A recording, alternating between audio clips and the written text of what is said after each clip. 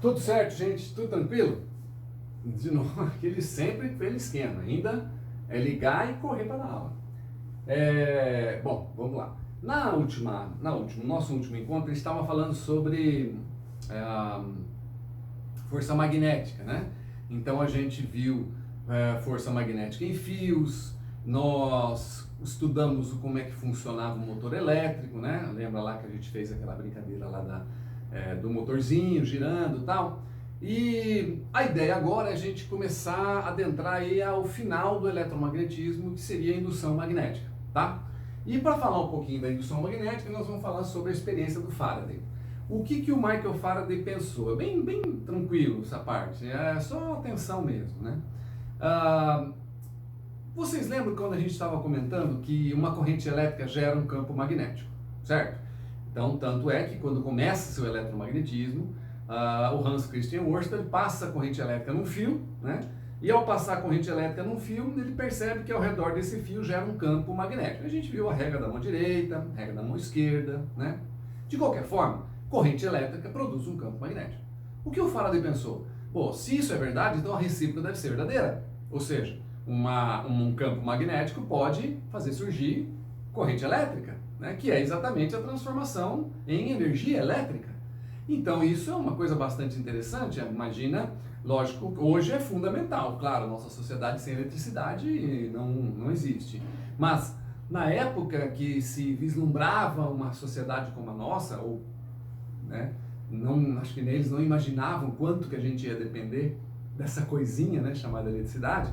Mas imagina o fantástico seria se a recíproca realmente ele pudesse comprovar que a recíproca é verdadeira. Ou seja, se a corrente elétrica gera um campo magnético deve fazer gerar corrente elétrica, tá? E é isso que nós vamos ver nessa aula, beleza? Então aqui o que ele fez? Ele pegou um núcleo de ferro, né? Um círculo, né? Uma roda de ferro, enrolou um fio de cobre aqui, encapado, isolado, tá? Bonitinho. Colocou nesse fio de cobre uma bateria com uma chave, né? Aqui a chave está aberta, não está funcionando ainda, a chave está aberta. E a ideia dele era o quê? Olha, vou fechar essa chave e o que vai acontecer? Ao fechar essa chave, vai circular a corrente elétrica no solenoide. A gente viu que a corrente elétrica no solenoide, quando eu coloco um núcleo de ferro, né? Eu altero a permeabilidade magnética do ambiente, colocando ferro. E aí esse ferro torna-se um ímã. Lembra disso? Né? Aquela coisa da campainha ali, não, né? Bem, então a ideia é o quê? Passar a corrente elétrica aqui, gerar um ímã, como isso aqui é ferro, todo esse ferro fica um ímã. E deste lado aqui, o que ele imaginou? Olha, eu vou fazer a mesma coisa. Eu vou passar aqui um fio de cobre e vou ligar esse fio de cobre num aparelho que mede corrente elétrica, um galvanômetro, né? Uma corrente elétrica sensível, lembra disso, né? Na verdade, o que esse galvanômetro vai estar medindo é a possibilidade de, nesses dois terminais, ter uma diferença de potencial. A ideia é que, claro, né, para ter corrente elétrica tem que ter uma diferença de potencial. Então aqui a gente vai medir uma diferença de potencial. A ideia do Faraday era medir uma DDP, uma diferença de potencial. A gente chama de diferença de potencial induzida. Por que é induzida? É induzida porque não tem nada encostado aqui, não tem nada elétrico aqui encostado, né? Os fios estão encapados, está tudo isolado, então como é que surge, né? Porque está havendo uma indução de um lugar em outro, né? A gente vai ver lá no transformador primário e secundário. Bem, então a ideia seria o quê? Fechar a chave e ver o que acontece. E ele, se ele conseguir medir aqui, então esse aqui é um galvanômetro de zero central, né? O ponteirinho vai para um lado, vai para o outro, né? Acusando ou não a passagem de corrente elétrica, ou que significa acusando ou não o surgimento de uma DDP naquele local, tá bom? Vamos fazer então essa experiência, né? Ele vai lá, vai fechar a chave, fechei a chave, pá, fechou a chave. Corrente elétrica do maior para o menor potencial, corrente elétrica tá lá, se instala nesse local. Então a corrente elétrica passa por aqui. O que vai acontecer? Corrente elétrica passando gera um campo magnético. Então aqui por dentro gera-se um campo magnético. Tá lá, ó, um campo magnético, né? Tá lá, corrente elétrica, regra da mão direita, campo magnético. Esse campo magnético, ele vai passar, obviamente vai acontecer deste lado aqui também, né? Tá lá, campo magnético. E ao passar, ao surgir o campo magnético aqui, o que se espera? Se espera que aqui surja a corrente elétrica. E acontece. Ligou a chave, passou corrente, gerou o campo, virou um ímã. A hora que esse campo magnético se instala desse lado, realmente o ponteirinho foi lá e pá, bateu para esse lado aqui, né? Deu uma virada para cá. Ele ia comemorar, tal, chamar o pessoal, fazer um churrasco, pá. O ponteirinho voltou. Voltou a zero de novo. Ele falou, acho que eu errei alguma coisa, deve ter escapado alguma coisa. Foi lá e abriu a chave. Quando ele abre a chave, o que acontece é exatamente o oposto. Ele abriu a chave, esse ponteirinho veio para cá, ó. Veio para esse lado aqui, ó. Ele veio assim, veio para cá.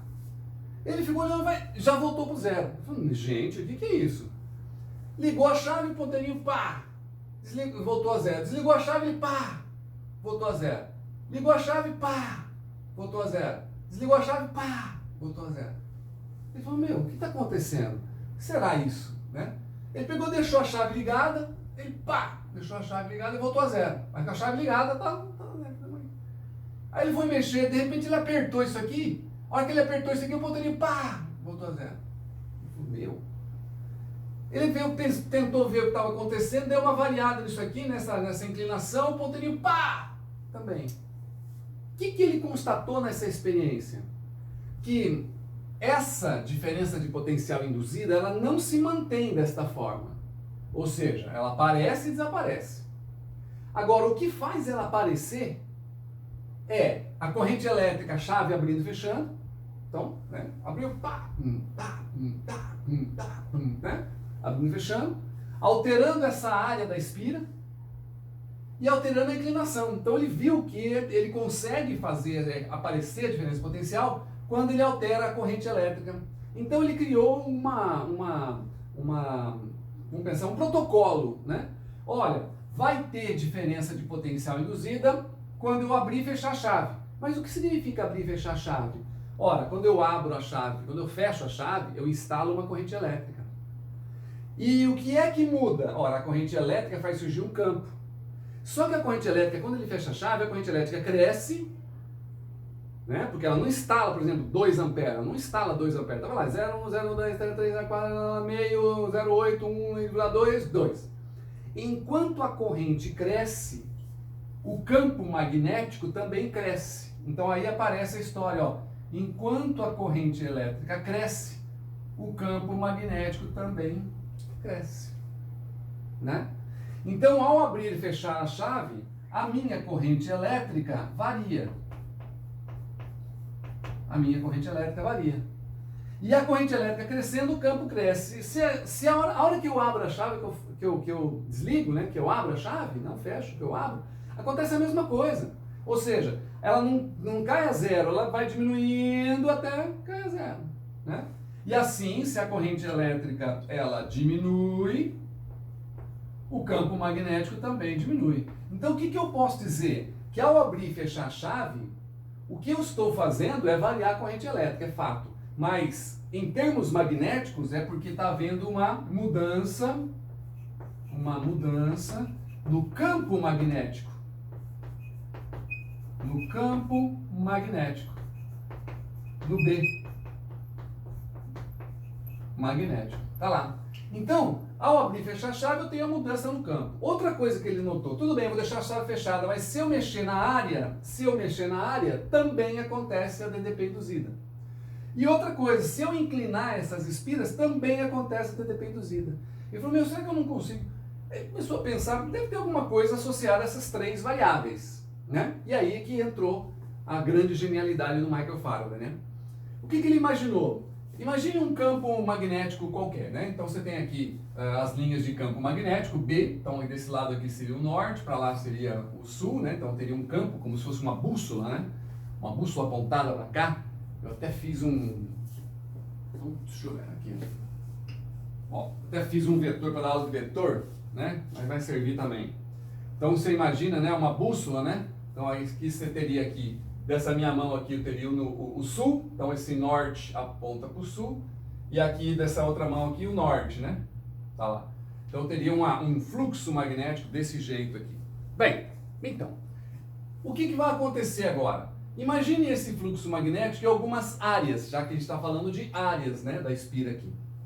Se eu pegar uma área pequena, eu tenho um fluxo magnético. Se pegar uma área grande, eu tenho um fluxo magnético maior, né? Então, com certeza, esse fluxo magnético, essa quantidade de linhas abarcadas, né, que passam transversalmente, né, o que passam pela área, né, ela tem uma intensidade. E essa intensidade desse fluxo depende, claro, da área, vou colocar aqui, ó, da área da espira. Da área da espira. Tá. Outra coisa que é interessante, ó, vou manter essa área aqui, ó. Vou manter essa área aqui.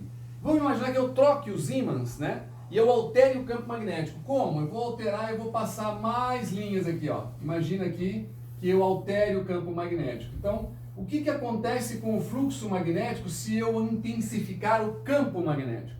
Bom, o fluxo magnético também aumenta, portanto, o nosso fluxo magnético depende do B. Ó, depende do campo magnético. Tá lá. Depende da área. E como é que eu vou achar a inclinação? Para achar a inclinação, deixa eu ver se eu consigo mostrar para vocês aqui. Para achar a inclinação, olha, vou pegar aqui uma brincadeira. Então, imagina isso aqui, uma área, né? Isso aqui é uma área, acho que esse lado é melhor.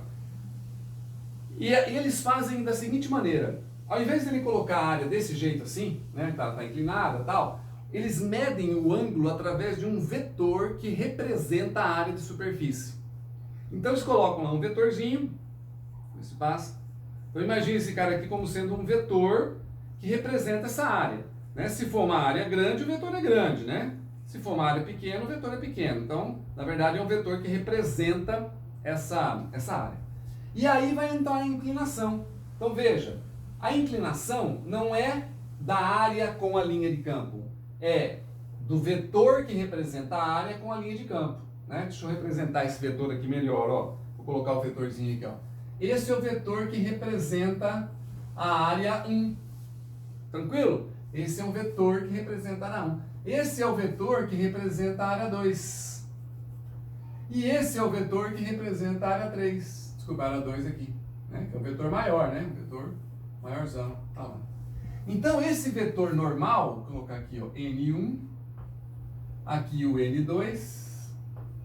E aqui o N3. Esse vetor normal que vai dar a inclinação que se usa. E a ideia, então, a partir daí, né, é que você tenha, pô, qual é o ângulo entre o N1 e a linha? É zero.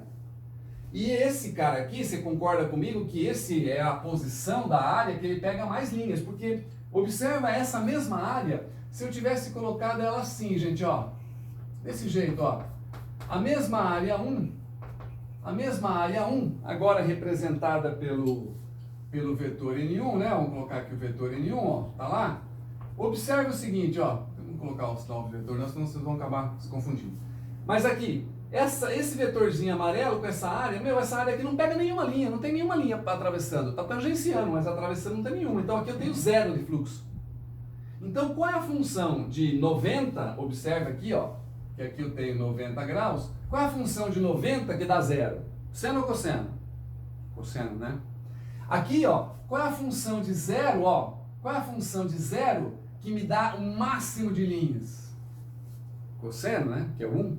Tranquilo? Então a gente vai medir a inclinação, né? O ângulo do vetor que representa a área, então vamos colocar aqui o ângulo θ, do vetor que representa a área com a linha de campo. E não da área com a linha, porque ele dá inverso, tá? Então aqui vai aparecer o cosseno de θ. Tá lá. E assim a gente tem uma maneira de medir o fluxo magnético. E agora essas três coisas, elas estão aqui empiricamente comprovadas, né? Então vai ter DDP induzida quando mudar o campo, quando mudar a área ou quando mudar o ângulo de inclinação das espiras. Tranquilo? Que é o que eu tenho aqui. Né? Quando mudar o campo, quando mudar a área, quando mudar o ângulo. Caramba, então quando mudar isso aqui, muda o fluxo? Sim. Quando mudar a área, muda o fluxo? Sim. Quando mudar o ângulo, muda o fluxo? Sim. Então a minha DDP induzida vai acontecer quando mudar o fluxo. Quando mudar o fluxo. É claro que isso acontece durante um certo intervalo de tempo. Tá lá.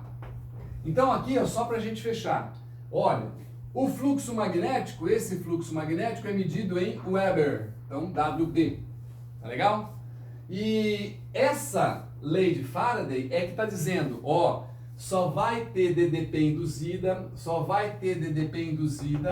quando eu mudar o campo, ou quando eu mudar a área, ou quando eu mudar o ângulo, que é o que acontece aqui, ó. Se mudar o campo, a área ou o ângulo, eu tenho mudança no fluxo. Então, só vai ter DDP induzida quando existir uma variação temporal do fluxo magnético na espira. Tranquilo? Isso aqui é a nossa lei de Faraday. A gente vai complementar ela, e isso eu vou explicar na próxima aula, com um sinal de menos. E vocês vão entender porque essa lei de Faraday-Newman-Lenz, tem mais uns caras aí na parada, tá? E eu vou explicar na próxima aula porque o sinal de menos ali. Claro que isso aqui é uma espira. Se fosse um monte de espiras, apareceria então uma bobina. Então, para uma bobina, eu vou ter N, variação de fluxo magnético em um certo intervalo de tempo, e eu vou manter ainda o sinal de menos, que eu vou explicar na próxima aula.